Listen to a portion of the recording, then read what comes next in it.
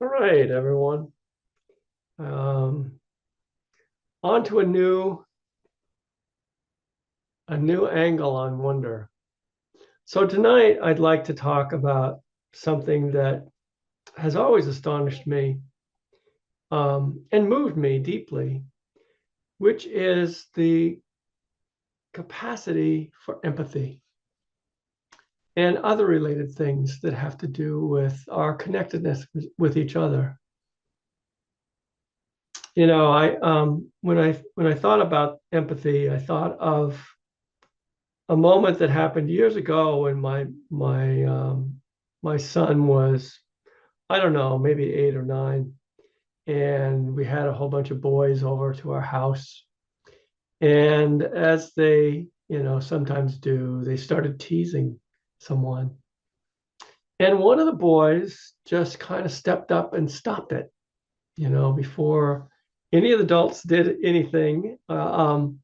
He just stepped in, and I don't remember what he said, but he had this empathy for the poor one that was being kidded. And, all the other boys just kind of like accepted what he said and stopped doing it and went on and had a good time, you know. It was such a simple act, but it was very profound. I know that my wife went on and wrote a poem about it, and because she was so touched. So, throughout my life, nothing quite brings tears to my eyes than seeing human goodness. The goodness of a person who shows kindness where it isn't even necessarily expected, it's even more powerful, you know. And,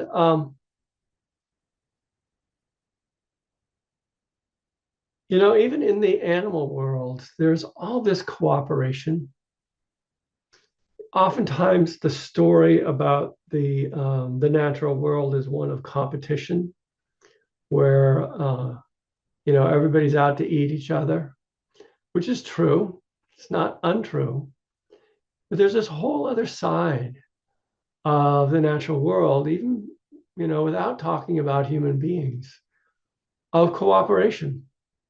And a lot of it is cooperation that's not necessarily conscious or planned. The way that plants grow and then they die, and then other things eat them and digest them and turn them back into nutrients, and then more plants grow them again. That doesn't necessarily imply some sort of conscious choice. But then, and you can go on the internet and see all sorts of these sorts of odd animal friendships that happen, where where animals help each other out in various ways. And some of these are somewhat predictable. The fish that clean the gills of the shark and those sorts of things. There are these sort of symbiotic relationships that have evolved over time. But some of them are just kind of random and immediate, where one animal figures out that it can help another. I saw, shoot, and now I'm going to forget what the two animals are. My daughter showed me this video. She's a wildlife biologist, and they set up these cameras various places. And there's this underpass under a road that the state of Colorado has created so that animals can get through, and they can. And but they have a camera set up there to see who shows up. And and I think it was a fox and a badger. Okay, so it was somehow this fox and badger had developed this friendship, and so it showed this fox kind of going through the hole to see that everything's okay, and then coming back and letting the badger know it was okay. And then the badger would kind of clamber down into the path and go, because the badger's so much slower than the fox, and then go through. And this seems like such an unlikely um, alliance. And I've also forgotten, unfortunately, there's a reason for this particular pairing, that there's something the badger can do for the fox and the fox can do for the badger. So they actually have this sort of friendship going. Now, that's maybe not exactly empathy, but it's something awesome to me that, even animals notice the capacities of other animals around them and can enlist that. It's pretty amazing. And it's also amazing to me to um, to watch parents in action. Obviously, I'm getting to see this with my own child, but it was long before I had my own grandchild that I saw this. Is how people with children, people around children, and not even their own, tune into what that child is feeling. It's pretty remarkable that we do that as a species, and that it matters to us. It matters to us that someone else is hurting. And if we can do anything about it, that we'll step in and do it. Whether that means like fixing their broken toy or picking them up and comforting them, it's very, very natural. It's very instinctual. But I don't find the fact that it's probably instinctual on some level, I don't find that at all interferes with my sense of wonder about it. That we can place ourselves in another person's situation and understand what they're going through and actually step in to help. So, I've watched, my wife in particular, as a caretaker of her mother, um, the way that she would think through what things would be like for her mother and plan around them. Really, I found it to be very moving. And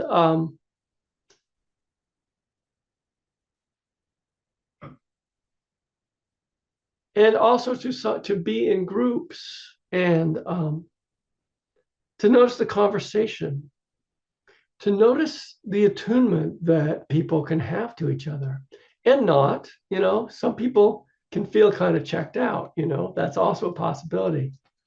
But somehow that to me is kind of more understandable in some way than the miracle that we tune into each other, that we're not just stuck in our own organism, but we are really very much attuned.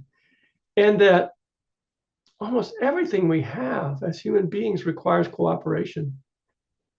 I mean, the most astonishing thing is that I'm talking to you on this Zoom, which, somebody had to figure it out. Somebody had to figure out how to do this, to broadcast images like this digitally um, through, through electricity. And before that, someone had to figure out how to do a computer, and how to do a monitor. These things are so far beyond me, how they actually work. But somebody had to know how to do it. Somebody still has to know how to do it, how to actually make all this stuff work. And so even right now, we are collaborating with people we don't even know who are making this whole thing run and occasionally improving it. Like I noticed when I signed on today, the whole thing is different. They've updated it. There's more colors, yada yada. Somebody's thinking about this. Somebody's making it happen, and that's truly remarkable. I think I might have mentioned this in an earlier class, but it's remarkable to me that I go to the grocery store and get food. I grew up on a farm. I kind of know what food's about. I've certainly grown enough of my own food. But just to like whatever it takes to go there and see this abundance spread before me of all these choices is truly amazing. And then, even just to order seeds this spring, somebody's got to collect that seed. Somebody's got to keep these species separate that they've hybridized and they've created different like cultivars. And so there's like this enormous kind of time and investment and history in something as simple as ordering my vegetables from my garden. These vegetables they weren't all just kind of picked up in nature. Somebody did originally forage them. But over time and planting and gathering seed, they have changed so hugely that they're almost unrecognizable sometimes to what the original species was. And somebody did this over not just centuries, but over millennia. This has been happening. So, when you go to the grocery store and you pick up a tomato, you know, I don't know what the original tomato even looked like. That would be an interesting thing to Google. Like, what did a tomato actually look like as originally foraged? What does a wild one look like? But there are wild versions of everything that we eat, if they haven't gone extinct. Um, and that too is amazing to me. So I wandered a little bit from empathy, but these things are all related to the fact that we, even in business, even in something that seems like it's kind of like tit for tat, using each other, making money, people have to like put themselves in our place and say, what do these people need? What would make their lives easier? What would, if we developed it, of course they're motivated by money, but it takes a certain kind of ability to project yourself into another person's experience to even know what needs to be created. And people do that all the time. Um, and even just the amount of trust that has to exist around money and around exchange for our world to work, that we expect to be paid. And all of that is truly remarkable. I once heard this story, was told about this young person from the Amazon who had grown up in a tribal culture, really fairly cut off from any outside input, was brought to the US. Can't remember the reason, but he had to learn about money. And it was the weirdest thing. To him, it was absolutely the weirdest thing that you would, do this kind of exchange with people. Um, I mean, paper money is weird enough, but then these little plastic things, that suck money out of your account, like who knew? Um, so there's this enormous system, this enormous trust in a way behind these sorts of exchanges. Um,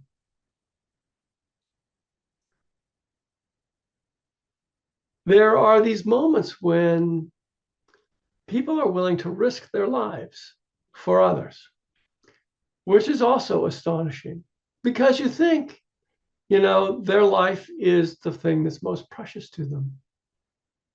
But the fact that they might actually choose to risk it to save someone else might say that their life isn't the most important thing to them. And that's truly amazing. That they might actually risk their life for someone else's welfare. You can kind of imagine how that works with your own child, since you're invested in their survival. They're kind of a piece of you. But it doesn't always happen that way. It can be a complete stranger, this sort of willingness. And it speaks to something about the human heart that is kind of jaw dropping. The way that we are so connected on some level that our own survival is not the most important thing. We are sometimes so connected with a cause that we might risk our life. We might risk jail. We might risk torture. We might risk execution. And over, there are stories of that, of what human beings have done. And, we admire the person who does it, but my mind goes to, what is this telling us about who we are as beings, as a species, about what really ties us together? It's, it's not so surprising to me when there are sort of different kinds of calculated exchanges. But sometimes there's no calculation in it. Sometimes there's no clear payoff to the person who does it.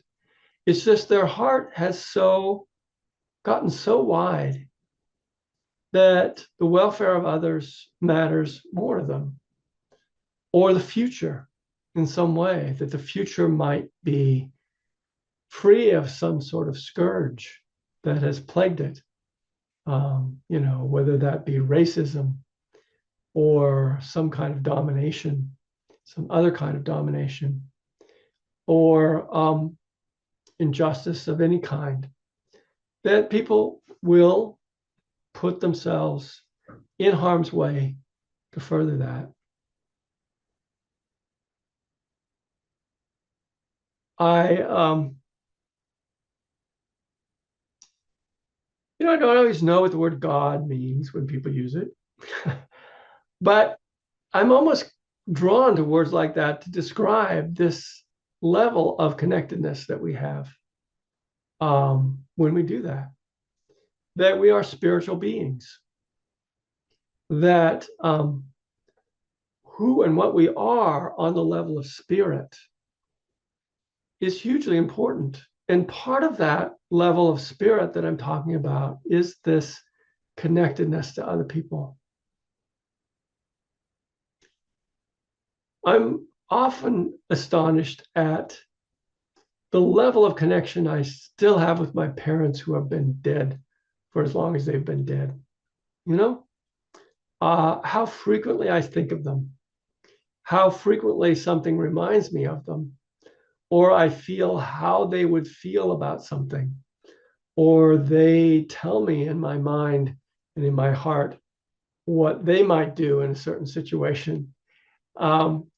It's kind of astonishing to me. Sometimes it's a little spooky, even because I do feel like there's some kind of communication going there.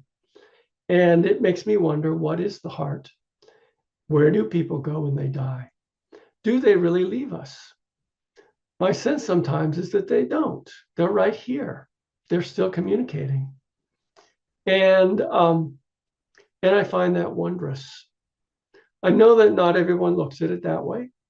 And I have no expectation that you view it that way with me. But um, I am often in awe of the connectedness beyond death with the people that I love and the people who have gone before me. Um, it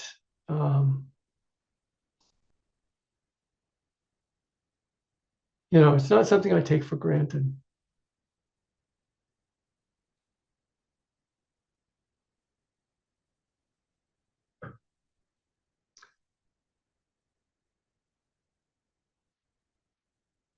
So, not only is there the connection back to ancestors, there's a connection forward.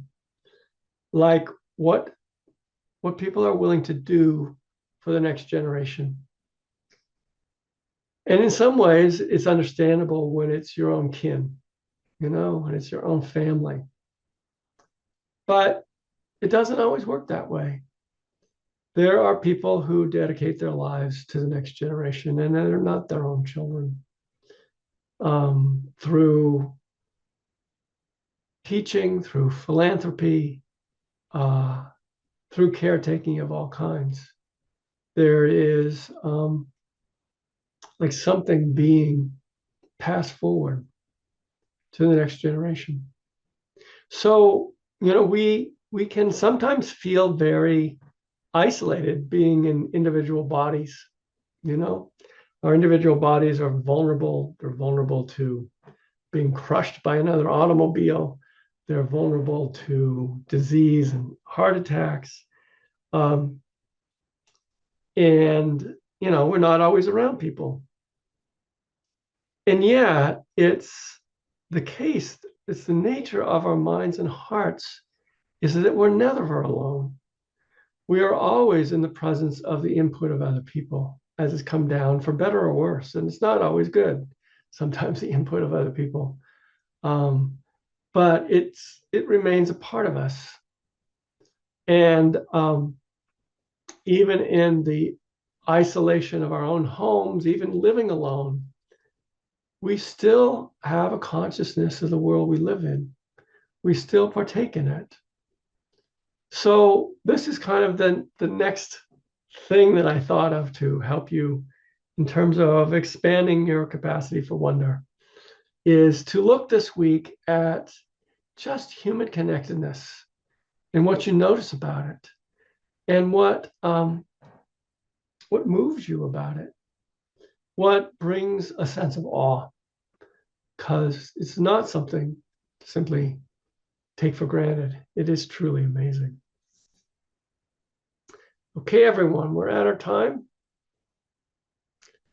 I will see you next week. Be well.